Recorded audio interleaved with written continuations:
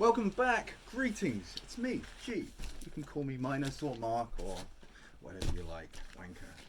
Whatever. So, in the very first part, we explored the history of the white label slash collector label from Holland. If you haven't been bored to death by that, you can watch that for the history. The reason I didn't kind of go through them and explain what each album meant to me, or if I thought you should buy it or not, I mean, yeah, buy them all, was because I don't have the history and connection. Let's do this with the original collector series that I have with these. Now, let's get these so you can just see. And you don't need to see me. You really just need to see the albums. Okay, so what I'm going to do in this part, if I can adjust my chair, is talk more about the actual music that we have on these albums and why they are significant and why I think you should or should not buy some of these. So it's also kind of a guide to the good ones and the bad ones. So this was the very first one, and I'm only going to cover the first sort of 20 or 30 albums, maybe not that much, depends what we've got to say about them. This was the very first collector album that was listed as a white label. First in the catalog series began 8801 and says here a collector records release. So this was the new way of doing it. I don't know if he knew it was going to go to 200 albums, but there you go. This particular one was pretty great. It's got a bunch of unissued things on it. Alton Lot, a great Jimmy Donnelly track. These mostly come from the vaults of the Johnny Vincent's Ace and Vin labels down in Louisiana, and some great unissued things on here. I got it made by Alton Lot. That's a monster. It's just such a great record. He was Alton and Jimmy, who recorded on Sun. That version of Forbidden Love by Jimmy Donnelly is the only way I think you can get the undubbed version of it. It's one of his best tracks, and I don't know of any other way to get it. There probably is, but that's the only one I know. And you've got stuff like you got a mixture. You got Eddie Seacrest, which is like a little Richard Styles screamer. You have Ray Harris, the Sun artist. It's credited to him as being an acetate that he cut prior to Sun. Could it be Johnny Ray Harris? Probably. And a few things that Richard on Vin, like Danny White and other things. Is this a buy? Yeah, absolutely. I would absolutely recommend that one. This was the first white label LP I ever bought. Why I'm saying I don't have the history with the original collector series is I bought those all after the fact. I started buying these before I discovered the older Teddy boys would say, oh, look at these, they're from the same people. So when I started buying these, I knew nothing of those. It wasn't like I bought the other ones as they came out, but these I kind of did. This was the very first one I ever saw and I ever bought. It's got a stunning picture of Eddie Gaines on the front, and it's mainly a collection of a brother and sister labels, Summit and Royce. And the guy who introduced me to rockabilly was a guy called Gordon Ward. He was older than me, and when I saw his collection, after he'd recommended me a couple of things like CBS Rockabilly and the MCA Rare Rockabillys, this was something I'd seen on his shelf. And I went into a record store called the Left Bank in Exeter in England, and they used to keep white label albums, and you could listen. They had listening booths, so I took it and listened, where I heard Bebop Battling Ball by Eddie Gaines, and that was pretty much it. I took it out the store right away. It has one of my all-time favorite two-siders on, Dwayne Bell, which I'd never owned on an original, and I would really like. That is an absolute recommended killer album. Yes. Okay, now this is a very, very special album, and I'm going to skip ahead and pull out. It's got an accompanying volume 2, and I don't really see the point in talking about one without the other, so we're going to pull them both out. This to me not only is the best album on the entire series, it's one of the most significant albums in my rockabilly collection. Benny Joy, along with Johnny Powers and Ronnie Self and Jackie Lee Cochran, were my idols. I struggled to be a rockabilly musician myself and put out the occasional record. He is one of my biggest influences. Him and Johnny Powers are absolutely what I wanted to be when I bought these albums as a teenager. The guitar playing that I badly play the lead on my my breaks is mostly learnt from Big John Taylor riffs that I heard. It's a phenomenally important album to me. Had for the first time Roll Into the Jukebox Rock, things that were issued before like Itty Bitty Everything, Money, Miss Bobby Socks. It's got to be one of the greatest tracks that wasn't actually issued in the 50s to come out, you know, post period, whatever you want to call it. And you got an instrumental on there. You got Crash the Party. There's two versions of it. I forget which one that is. A couple of things that were issued. First time I heard I'm Doubtful of Your Love, which I covered last year, and it was just phenomenal to see pictures of Benny. I knew him from having an Antler reissue and having a Dixie bootleg of Spin the Bottle, but this was such an important album, and as was this, which came out probably about a year later, the other volume, which was even more incredible, and to this day is still something I play all the time. Now, to just take a sidebar, if we're going to talk about Benny Joy, one of my favorite artists of all time, I should have pulled these out, but let's instead do that. Why? Hello, there you are again. Let's actually take a quick sidebar on Benny Joy, because let's face it, you don't have to watch this crap, so we might as well squeeze something in, because people who would be bored have probably gone already. Absolutely, you should own the white label albums. These are such an essential part of history, and there is an expansion to that you can get now, and really no rockabilly fan should be without, and that is the albums put out on Norton Records. Billy and Miriam Miller, or Billy Miller and Miriam Lynner, I'm getting tongue-tied. The incredible Norton album. They, like myself, were lifetime devotees to Benny Joy and his music, and they spent a lot of time and effort purchasing acetates to put these together. Obviously, some of the acetates, I guess the majority of them came from Benny Joy's estate, and these were the expansion I had dreamed of.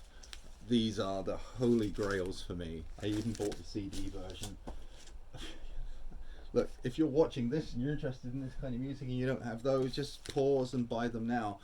But also get these to accompany them, especially because Dark Angel, my favorite Benny Joy track, another one I covered myself, this is the version that's only on this album. Unfortunately, it didn't make it to the Nortons, so you need that for this. There, the Benny Joys, I mean, should you buy them? How can you not buy them if you want to buy rockabilly albums? They should be top of your list. Next, we have a split album by Charlie Brown, not the guy in the Coasters song, neither the cartoon character.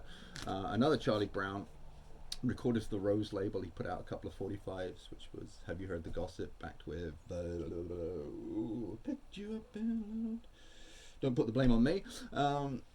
And you've got some great unissued tracks by him, some alternative cuts. The alternative take of Don't Put the Blame on Me it's worth buying that for alone. It's split with Mac Banks. He was a guy who recorded for a couple of labels, but probably best regarded for his Starday custom pressing of You're So Dumb, backed with Bebop and Daddy on the Fame label. Both incredible. Some good unissued cuts on there. Absolutely buy this if you like rural hick rockabilly. Absolutely. 100%. Next is a very, very dear one to my heart. It's got a couple more things from the Johnny Vincent Ace catalogue, not to be confused with the Ted Carroll British label. What is really special to me about this is kind of the mystery of Charlie Feathers' Love Don't Treat Me Right on there. It's basically an earlier cut on the song That Certain Female that he famously cut on Rollin' Rock, and probably his best known track for its use in the Tarantino movie. But that's the same song. It's earlier, it's a little faster and funkier. It's still great. It's got kind of an organ in it, if I remember rightly, but it's the same words. I'm looking, searching, looking high and low and all that kind of stuff. But then he sings Love Don't Treat Me Right as the chorus. It's got some Mac Allen Smith tracks on, but my favorite part about this is it's got Herschel Armand's Looking for a Woman, which is top 10 of my favorite unissued 50s tracks, so that's begging to be a 45. It really is. Yes, I give the thumbs up to that one. Great picture there. I believe I think Dan Coffey told me that was taken outside Selector Hits when Feathers came down to meet them or something. I think that was. I didn't say anything about the photo. I knew something about the photograph. Anyway, speaking of Selector Hits, Tennessee. This is a good one. Yeah, 2 thumbs up to this one. This is basically an album. Bobby Harden, Joe Rickman, Larry Brinkley, N.A. Stevenson. It's all stuff from the Westwood label. Very, very rare label. Some of those 45s are incredibly rare. I had Dreamer Boy and I sold it. I'd love to get any of the Larry Brinkley 45s, but they're out of my league. Yes, 2 thumbs up to that one. This is an album that is always caused perpetual mystery that I don't think will ever be solved unless any of you out there have got any knowledge. So this was a collection of kind of things that were circulated around were around the universe of Mickey Hawks and the Night Raiders and Moon Mullins, and I think, were they from West Virginia or somewhere like that? Yeah, West Virginia. I think it was West Virginia they were from. And it's got stuff on here from the Mart label and from the Liberty label, but not the major label Liberty, a small independent one. And those were the things that the Mickey Hawks and the Night Raiders tracks came out. Things like Bip Bop Boom before they came out on Profile. Or if you want to talk about the Red Robin release before that, I'd be going too far off track. And it's got stuff that was issued that we know, like Hender Soul, I've had on a 45 before, Martin's Brothers I've got, Randy Spangler I've got in my collection, Leon Carlos I've had. But hidden on here, oh gosh, am I about to... Yeah, here it is. There is a mystery track on here that has... I don't know anybody who's been able to figure out where it's from. Roy Campbell, Reel It and Roll It, appears on this album. Now, Case would happily put in some odd filler track for no explanation just because he didn't have enough tracks from a particular label to balance it out. I've never been able to find anybody who can identify what label that was recorded from, where it comes from. Roy Campbell, Reel It and Roll It. If you know, put an end to it. This misery of trying to find out. Would I buy it? Well, to me it's an absolute classic and it's worth buying for the Leon Carlos and the Hender Soul. But if you already have the Mickey Hawks tracks, and which are the absolute monsters on there, the sound is generally better on the ones that were dubbed from Profile. The sound's a bit rough on here, and he probably made them sound rough to make them sound like alternative takes, because that is something he did. Rockabilly from Tennessee, Volume 2, is an absolute favourite of mine. I made a point of collecting most of these on originals. I still have the Clyde Owens. I've never had the Clayton Hillis. I've got the Curtis Long. I've got the JDs. I've got the Hollis Champion. I almost had a chance at the Alton Delmore. I think Dick Blackburn beat me to it. Damn you, old Dick. And those I think are unissued acoustic tracks. They're great though, the Marvin Moore tracks. He would find an artist and get some tapes off them or something and put them on an album that doesn't really match. I mean, there are sleeve notes, but I'm too lazy to read these and tell you. So that is an absolute thumbs up. Here we have they did a few albums of entire single artists. Jimmy Crane, not really somebody who is a rockabilly legend. He made a couple of good records and a bunch of good unissued things. He didn't make any real, killers, anything that would really kind of, I nearly said knock your socks off until I was about to say, apart from Rocker Soccer Hop, which is about his best track. He was a good, solid rockabilly artist. But it's not a killer album. It's a good album. Would I recommend it? Yeah, sure. It's good. But you're not going to find... It's not to the standard of the Benny Joy albums. The best track on here doesn't match the worst track on the Benny Joy albums. We'll say that. This is a wonderful, wonderful and super interesting album. It's got a bunch of things by Joe Griffiths. He was on Facebook for a while and I was in contact with him. But it has really outstanding unissued things. So it has Walk, Spin, Shake and Rock, and it has Crazy Sack and Annabelle Lee. All of those came out in a 45. Crazy Sack I think was kind of picking up sales and they issued it twice. They did it with a picture cover, and Annabelle Lee, the one you see the most, has Crazy Sack on the flip side. But there is a pressing, which I do have, which has Walk, Spin, Shake and Rock on it, which is a really, really good track. Excellent. But what is interesting about him is that he was a high school buddy of Bobby Roberts, who did Big Sandy, and he actually did a version of Big Sandy and the flip side of Big Sandy, She's My Woman, on here. Both of them are absolutely top shelf rock and roll tracks. They're up there with anything. They were cut at RCA, and they really should. There's no reason they shouldn't be on some kind of reissue 45 for everybody to enjoy. Big Sandy by Bobby Roberts is one of the greatest rockabilly records ever. It's probably top 3 for me. But this is completely enjoyable because it's a totally different arrangement. It's a solid rock and roll arrangement, so you can listen to it without saying, well, it's better or it's worse than the other version, because it's just so much different. It's a very well crafted rock and roll song that should have been. Everyone should know that likes this kind of music. Weirdly enough, you got the Tennessee Drifters thrown on there, just because they're from Tennessee. Red Rollison tracks are live unissued rockabilly recordings from the 50s, and they're really, really good. They are the best example I can think of a live rockabilly band that were that kind of country band that were reluctantly trying to switch over to rock and roll to please the kids. It's a real treasure. I wonder if there was more of this concert and why it's never been bought out as its own release, because it's one of the most fascinating looks into a proper live rockabilly show. It's got them speaking in between, and I don't think there's many examples like that. So yes, 2 thumbs up. Another game changer was this one. It introduced me to tracks by Norman Which. Well, no, it didn't actually. No, it introduced me to the Gene Sisco tracks, the Ramblin' Rambers, Evelyn White. I bought this because I already had Norman Witcher on the. Well, this is split Poor Boy and Death. They were brother and sister labels out of Ohio, and I already had a couple of tracks and bought it because of that. I already had Rock and Roll Joys actually. Still a great album. I would have also actually had the Gene Sisco Grandma Rock and Roll on a DJ Jamboree 45. All right, it's coming back to me now. Hans Peter Zadrenka, who did the Buffalo and Bison Bops, which we will discuss in another time, previously put Gene Sisco paired with Donny Balshire's Rock and Roll Joys because they were on the same label, and I bought this because I knew those, and I think I had the Norman Witcher 45 as well. But yes. A thumbs up, definite buy. I love that cover. I mean, bleak, but something I just love that cover.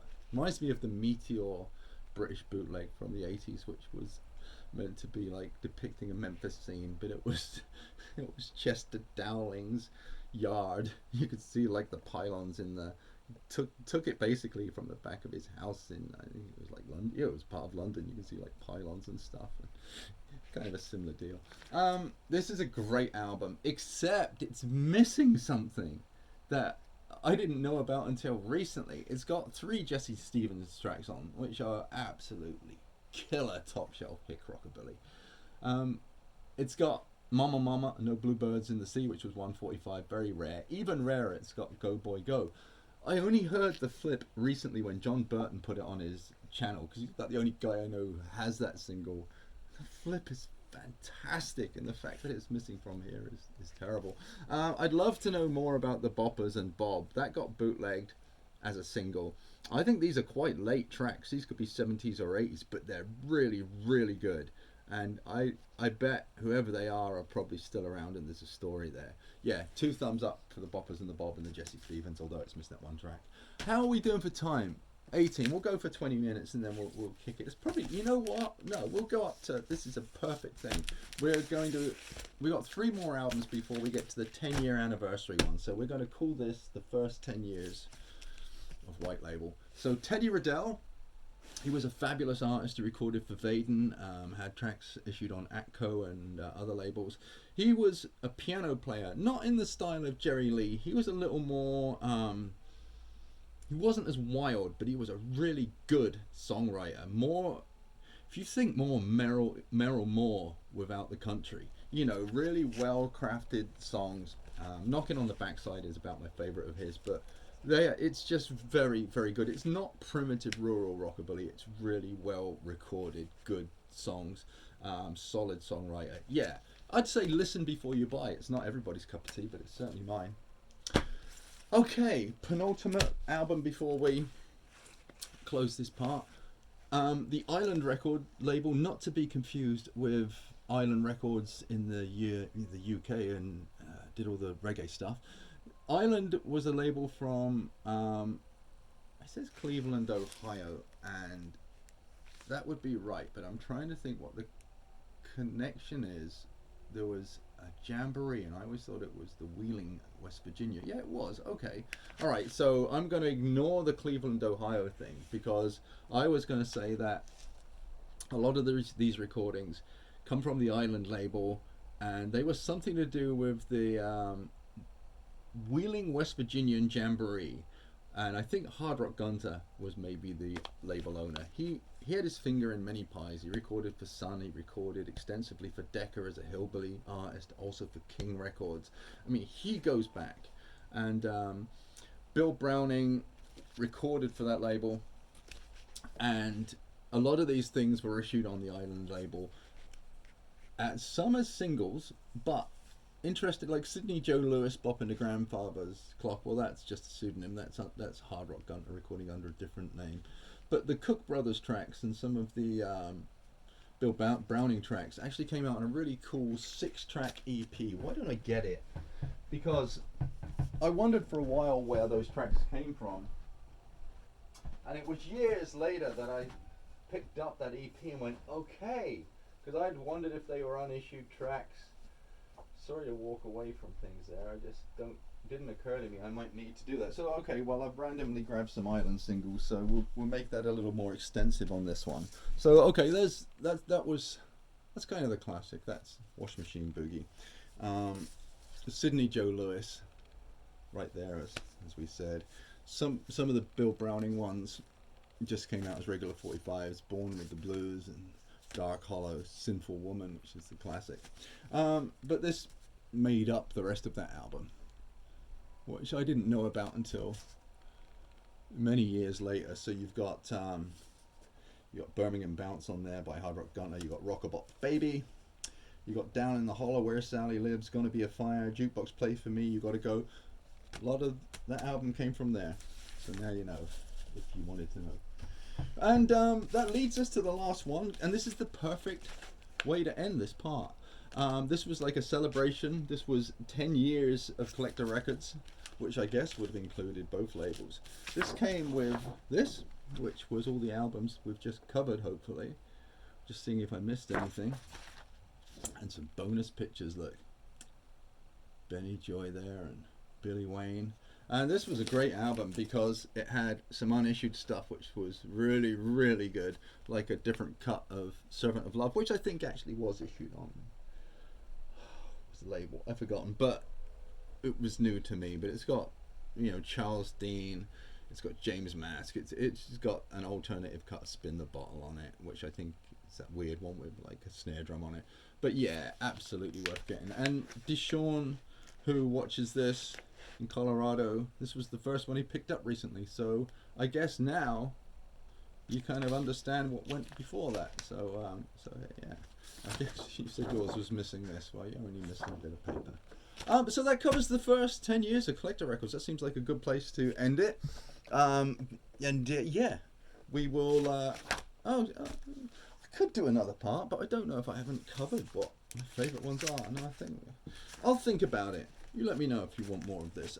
So anyway, I should get back in the frame and say this is G minus. I could have got back in my chair. I just seemed to have like tied myself into a knot. At least you didn't have to see me move around so much. Okay, so this has been G minus. I hope you've enjoyed this. I'm out of here.